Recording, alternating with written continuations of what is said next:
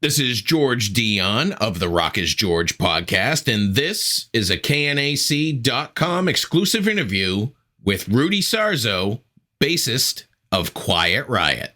If I knew absolutely nothing about Quiet Riot, how would you describe music to me? Oh my God. That is a great question. I don't even know where to begin, but I know what's at the core of Quiet Riot. I would say musical integrity and tenacity. Absolutely. Uh, yeah, and I'm talking about dating back to the 70s, pre-Mental Health. I joined the band in 1978, and I experienced the first musician that I ever played with that had full musical integrity. And talking about Randy Rhoads, who was born into a musical family, his mother and father are music professors. They have a music school that the family still runs. It's called Musonia. It's in North Hollywood. And Randy was a musician before he even joined a rock band. You know, he was a classically trained guitar player, acoustic guitar player, could read music. That was the normal part of academia. Then he became, by the time that I joined the band in 78, he was a full-time music teacher at Musonia. So Randy, his level of musical integrity was beyond anything I ever experienced in Quiet Riot, and then in Ozzy took it to the next level. This is documented in various interviews, video interviews, and with Sharon Osbourne and with his mom Dolores, that Randy actually quit Ozzy to go back to school. He was going to get a degree in music because that's what he was really interested. You know, he was. It was all about the music. That sort of musical integrity, and to me, that was at the core. That's always been at the core of the band. This is something that, by leading by example, Randy gave all of us, who actually Kevin and myself, who went on to be the members, founding members of the mental health version of the band. And I would say tenacity from Kevin DuBrow. He never gave up on the idea of Quiet Riot becoming a recording touring band. You know, and when Randy Rhoads left Quiet Riot to join Ozzy, Kevin kept going with his band DuBrow, which is the missing link between. It's not really missing. It's the link between the Randy Rhoads Quiet Riot and Mental Health Quiet Riot. So today we're talking about sort of a transitional time in Quiet Riot's career with the Red Samurai Records release of Rehab, Relapsed and Remastered. This was a 2006 Quiet Riot album. You actually didn't appear on this album, but now you do on the remaster because of a lost song found by Alex Grossi. So how was this song found, and how was it reconstructed from that rough material to what's out there today? The name of the song is I Can't Hold On.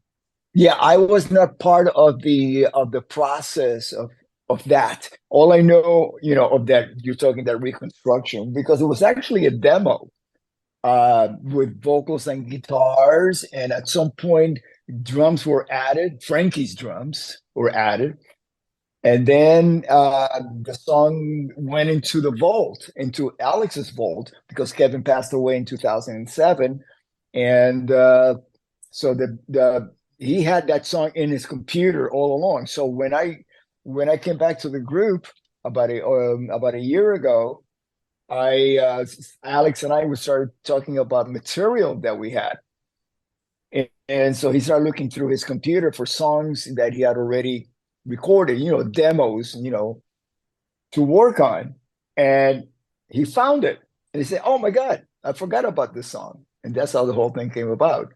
It was discovered.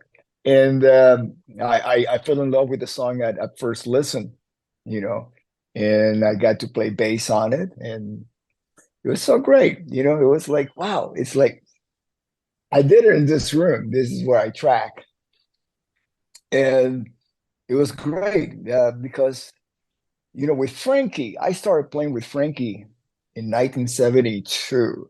So he's the one who mentored me in becoming a member of a rhythm section. I didn't even know it existed. What kind of club is that? The rhythm section club, drums and bass. And so I was I mean, I know exactly what makes Frankie a great drummer, and he's a conductor. He conducts the band and is a great arranger. And so I learned so much from him. So I was able to like reconnect with that during the recording of this. And uh, I know, I know where Quiet Riot comes from, influence wise. I know all of because I was there with them, and we listened to the same music and enjoyed being inspired by certain bands like Humble Pie and all of the glam rock that was popular in the 70s and all of that. So, it was coming home for me. It was like, wow, I know this song is a little bit different, you know, uh, than most of the material that Quiet Riot is known for, but it has a lot to do with the third guitar player in Quiet Riot, Alex. He brought a whole different style uh, to that song with that song because he's younger. So it was like a new generation coming into Quiet Riot to bring it, that freshness to it, musically to it, a little bit more updated. Even though it was recorded in 2006, it sounds, modern in comparison to a lot of the Quiet Riot material, which is very traditional, metal or rock, because you know, I consider Quiet Riot really a 70s band that made it in the 80s because that's when we started. I would imagine there was some emotions for you kind of working on this particular track because, you're hearing drum parts from your departed friend and vocals from your departed friend. I would imagine it wasn't as easy as one would think. No, no, it was not easy, but it was very comforting. Also, because what I do, like, I wrote a book called Off the Rails, and the biggest gift I got out of it was that I actually got to walk back memory lane. I was there with Randy throughout the writing of the book until the chapter where he dies in the crash, and that was tough. Yeah, beyond words. But so it's really comforting to reminisce, to go down, because the way that I do it is I am there. I am back there with them. It's not like I'm just reminiscing, thinking about it. No, I'm reliving it. So it's a gift to be able to do that. The re-release of Rehab, Relapsed and Remastered is digital only right now. Are there plans for physical copies or a vinyl or something like that down the road? I'm sure that it's in the works. All right. Is there any other kind of lost songs you guys came across when kind of deciding on newer material where it was just too broken to kind of make something out of it? No, I can't say that I know that because like that song I Can't Hold On came from Alex's catalog. So I haven't jumped in and listened to everything that he has. Uh no, not that I know of. Do you have any Really, yeah. saved Quiet Riot material from the early years? Maybe live stuff or things like that? Oh, there's a lot of life stuff. I mean, remember when you said Quiet Riot early years, that's 40 years ago, technology. We didn't have an iPhone back then that we could be like, recording everything or videoing everything. What do you think of the album Rehab? I know you didn't appear on it. It was Mhm. definitely different music for the band, trying to go somewhere else with the help of Glenn Hughes. But what do you think of the album as a whole? Like I mentioned, with any Quiet Riot record, it's always capturing the moment. Now, for Rehab, I was not in the band, but I'm familiar with the moment that they were trying to recapture because it was around 6. 2006. Yeah, it might have been the process of putting the songs together might have taken a few months before that, could have been 2005, but it was released in 2006. Uh, it was, I mean, if you looked around at the music industry, it would be total reflection. It was like Quiet Riot trying to move forward while keeping a foot in the past, you know. And when I think of mental health, the fact that it was recorded under a period where everybody was trying to survive, it was under survival mode. It was, the record deal did not give the band a huge advance to live off or anything. Everybody, all the recordings, guys, the guys in the band were borrowing money for gas to get to the studio to record, and there was a lot of survival going on, and to actually be able to come up with such an incredible record on survival mode, that's a lot of tenacity, and you don't get to number one without being so tenacious. You have to have that in you. Yeah. Well, let's talk about your tenacity at that time. You're going to be going out on the road, and you might already be on the road for the 40 years of Mental Health tour. What was it? What was it like? What was the reaction? Yourself and the people around you when Mental Health did go number one. You guys were pretty much the first, I guess, hard rock metal band to reach that height at the time. Well, yeah, Mental Health is the first debut by a metal record debut to go to They number one. Yeah. Uh, you know, we were so busy see, because to get to number one, it means that for the last few months, you've been working on it.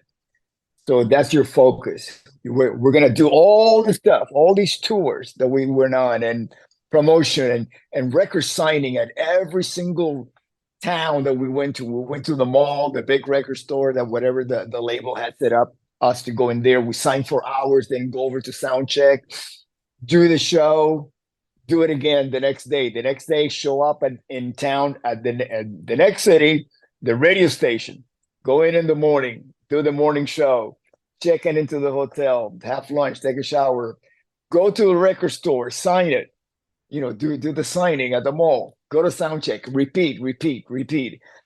Uh, you really don't have the time to look back and say, well, it looks like someday we're going to be number one next week. No, I mean, we were aware that because we were at number two for a while. And back in the day, you had to sell 1 million copies in a week to go to number one, which is what we did in that week of November of 1983. By then, we had enough momentum that it was like, okay, well, by the end of the year, we're going to start headlining. So whether we were going to go to number one or not, still, we have been selling enough records, and the promoters were really requesting us to headline. Now we're concentrating on how we're going to put on a headliner show with 40 minutes of music, because that's the album, right? You could do it as a special guest, but not as a headliner. So that was our focus, our concern. How we're going to put together the show, who are we going to bring on tour with us? The routing, because we started off with Scorpions, then we did the US Festival, then we did ZZ Top tour, we did the Iron Maiden tour, we did Loverboy tour before Iron Maiden, and we did Black Sabbath. So it means that in every tour, we went back to the same markets, and we already played, for different audiences, because, of course, Loverboy and Black Sabbath is going to be a different audience, but still, play at the same venues. So now we're going to come back to the same places as headliners. with basically the same set and some songs that did not make it to the mental health record, but they were all Quiet Riot songs.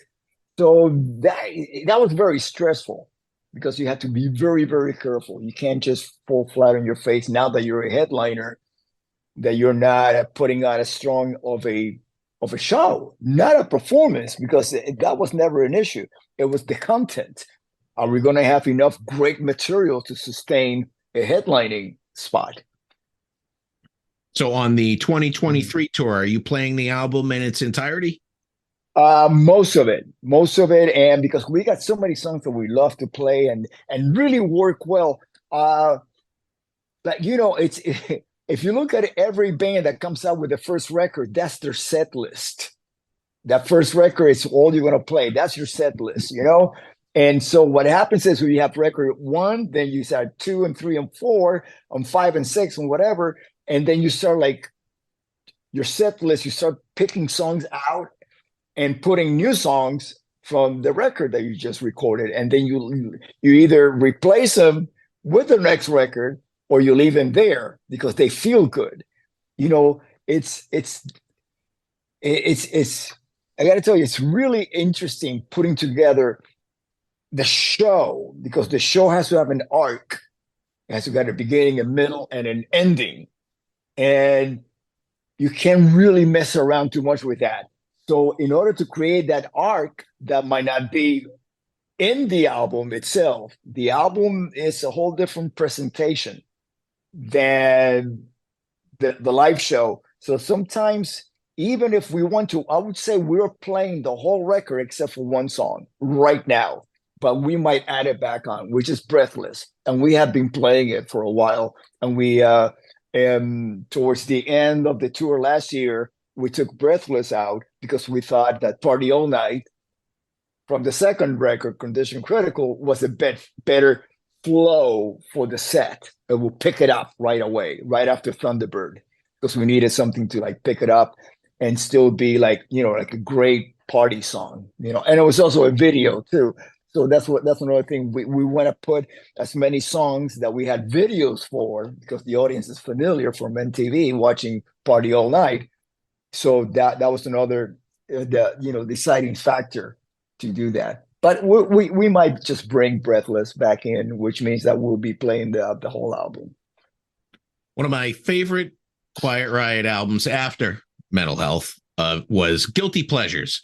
And I don't think that album got its due, and I can't get a copy of it anywhere. I can't stream it anywhere. It's fantastic. I'm pretty sure you guys had reunited for this particular album, but it was just like classic Quiet Riot. Yeah, it was the second record after we reunited. Carlos, Kevin, and Frankie and myself. The first one was Alive and Well. That one.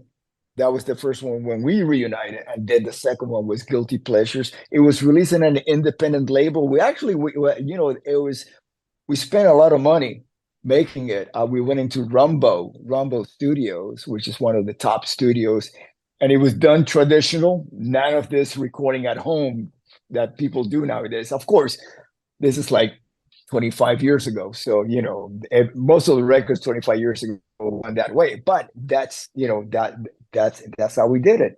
Went into Rumbo. As a matter of fact, the CD contains a making of, which I did, a video of us making the record. So it actually shows you all the steps that we took to recording it. Any plans to kind of put the older material or lost albums like that out again? You never know, but it's right now, most of the bands that we play on the same bill with, we'll go for the hits because that's what the audience wants to listen. Yeah. There might be there might be a point later on because right now we're celebrating mental health. 40 years. Next year, we're going to be celebrating 40 years of Condition Critical. Those were the two multi-platinum albums, that we did back to back, 83 and 84 releases. And So we're also gonna be adding songs from Condition Critical to our set list for next year, the following year, and then after that we'll just we'll probably have more new music out. Uh, we'll probably wind up because we just did our first show of night of 2023 last week in Key West at a show called Rock Island. It's a 5-day festival, and but at some point early on, very soon, we're going to start playing I Can't Hold On live. Right. Yeah. Do you work with any other bands in your downtime from Quiet Riot? I really don't have downtime with Quiet Riot anymore because this is home. This is home to me. So it's all about Quiet Riot. I mean, I do some projects. People send me things to record, and if the quality is what I'm looking for, I definitely do them because I really enjoy the creative process. You mentioned your book Off the Rails. I actually read that book. It was a little while ago, so my memory's a little hazy on it, but fantastic book about you Thank and you. Randy Rhoads. Have you ever thought about doing a book of focusing on Quiet Riot?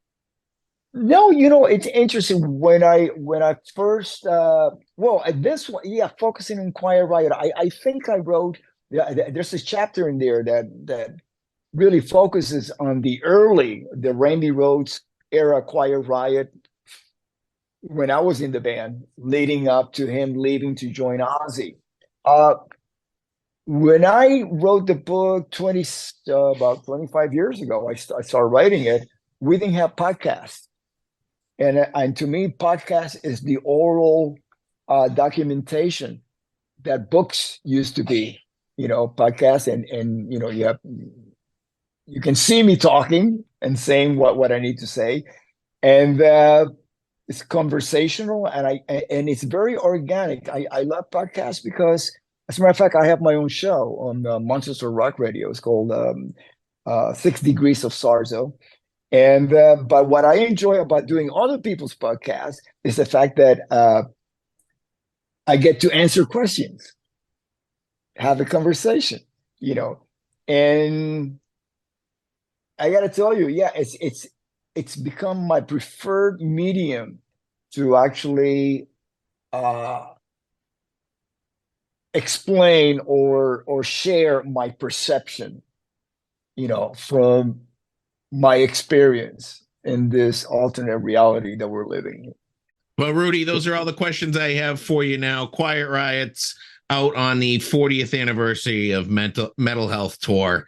I look forward to seeing you when you get to the East Coast, and the new song on Rehab, Relapsed Remastered, I Can't Hold On. Sounds great.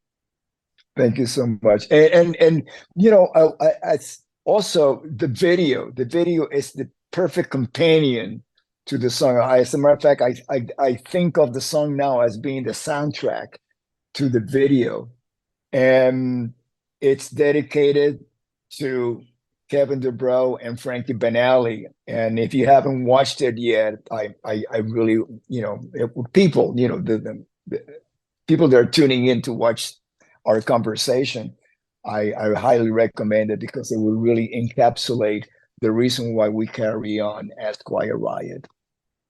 Absolutely. It's a bit of a tearjerker, but it's a good video. Yeah, really is. All right, man. I wish you the best, and good luck with the tour, and we'll see you again soon.